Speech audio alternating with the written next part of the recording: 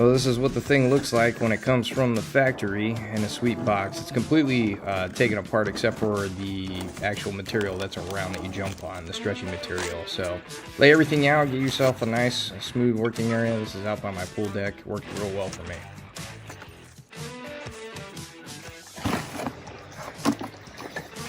Yeah, this box here that has all the legs in it, and the tape on there was really strong, and it was literally kicking my butt. And I've got scissors right there, and I finally figured out that I needed to use those.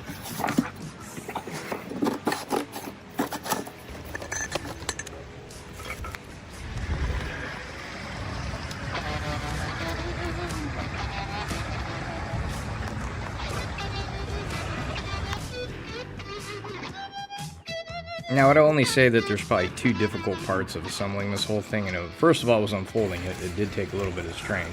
Make sure you get those safety pins in that I'm showing you. You don't want the thing to collapse on you.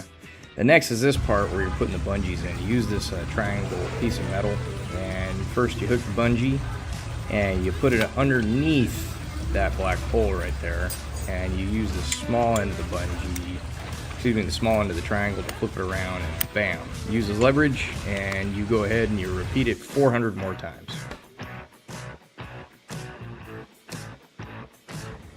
Make sure you don't miss any of the bungees. Go and take your time and look through them all, and make sure you do that so you can move on to the next step, which is putting the legs on. It's pretty simple. You just put 8 of them on there and screw them on.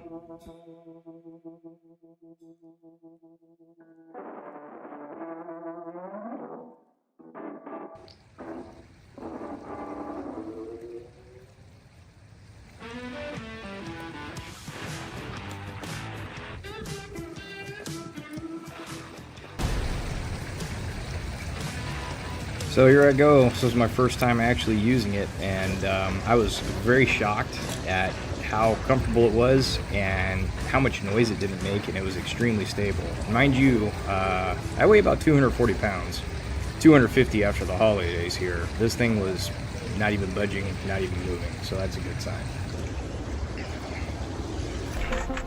So word to the wise, when you're kind of trying to fold this thing down, be very careful, and it will snap back on you if you're not careful. But you can see I broke it down. You have to take the legs apart, and that's how much space it'll take when you want to store it.